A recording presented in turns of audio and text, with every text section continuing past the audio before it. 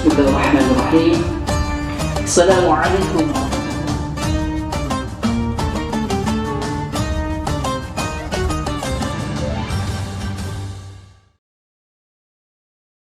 Bismillahirrahmanirrahim.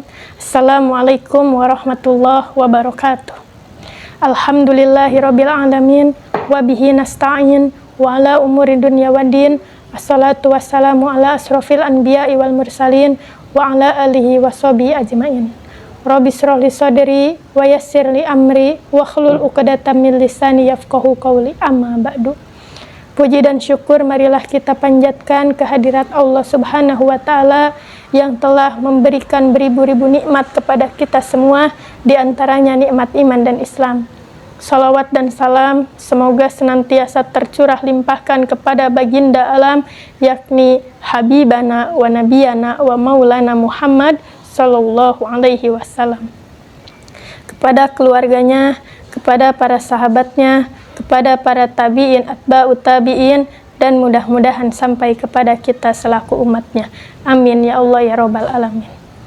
Insyaallah di dalam kesempatan kali ini saya akan membahas sedikit tentang hadis di dalam kitab Hadis Arba'in An-Nawawi, yaitu hadis ke-20 tentang pentingnya rasa malu.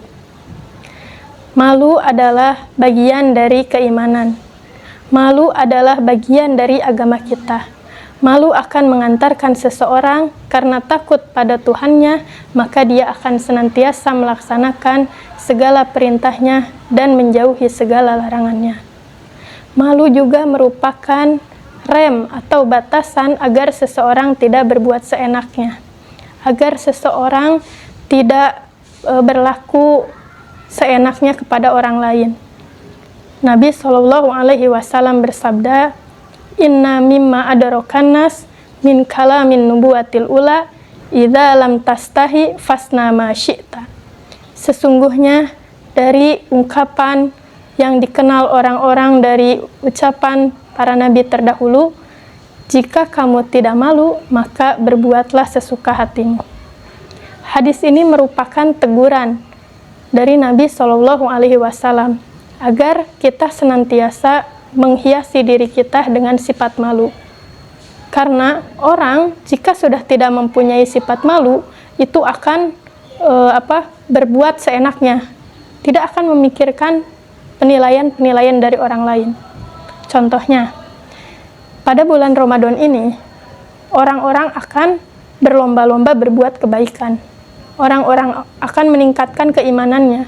Orang-orang akan meningkatkan kualitas ibadahnya, tapi orang yang tidak punya malu, itu malah sebaliknya. Di saat orang-orang berpuasa Ramadan, dia dengan tidak adanya uzur, makan dan minum di hadapan orang-orang berpuasa. Malu akan membatasi seseorang itu untuk senantiasa menjaga perbuatan dan ucapannya.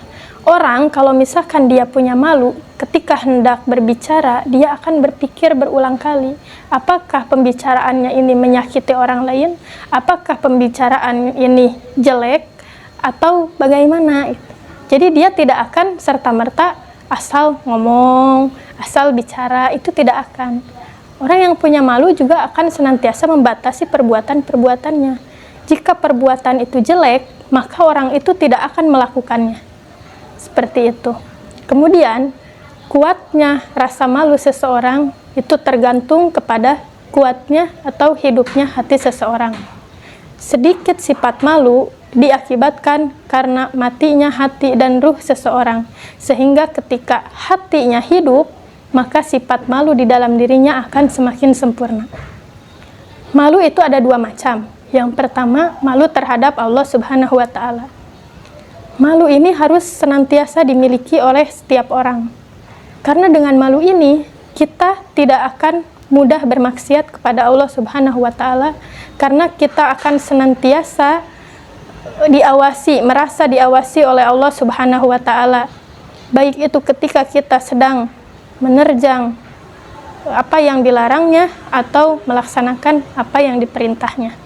Yang kedua, malu terhadap sesama makhluk, sesama manusia. Nah, malu ini juga tidak kalah pentingnya. Karena dengan kita memiliki sifat malu ini, maka kita tidak akan seenaknya memperlakukan manusia.